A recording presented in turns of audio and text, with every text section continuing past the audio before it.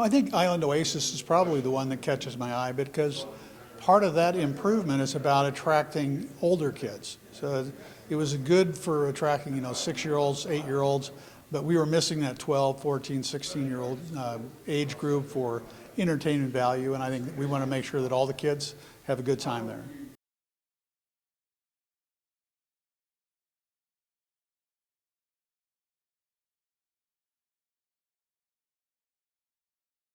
Well, I think the numbers are high, but then again, I'm not in the business of bidding these things out.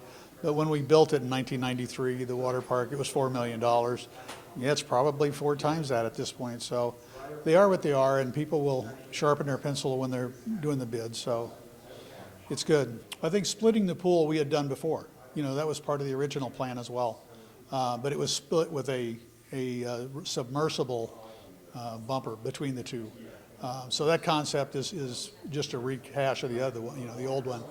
But I like the idea of adding the miniature golf because the last time I went miniature golfing here a month ago or so, I had to go to Lincoln, and I had to golf with a bunch of dinosaurs. So it was different.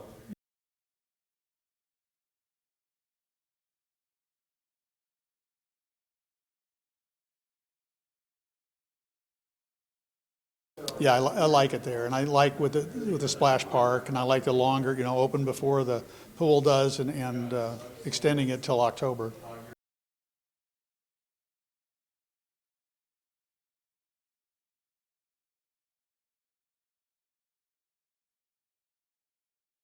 No, I think Pat did a great job of analyzing it, and really our conversation was focused on food and beverage and the allocation of the food and beverage.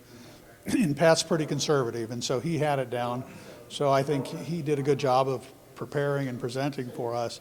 I think the council's only question is how much do you want to pay for cash and how much do you want to bond, and that's really a little more complicated than one night we can do. So I think we have a lot of funding for capital projects, and right now tonight we were just talking about Parks and Rec, but there's a lot of other departments that weren't at the table tonight.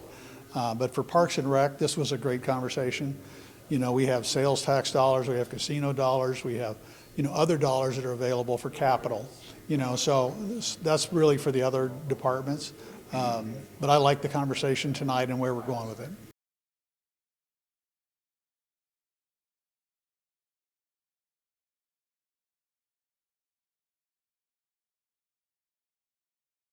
I think it's great to see it come to fruition, what we're talking about. Having a state park in Grand Island will be a great asset for the community. So it's really a positive step forward.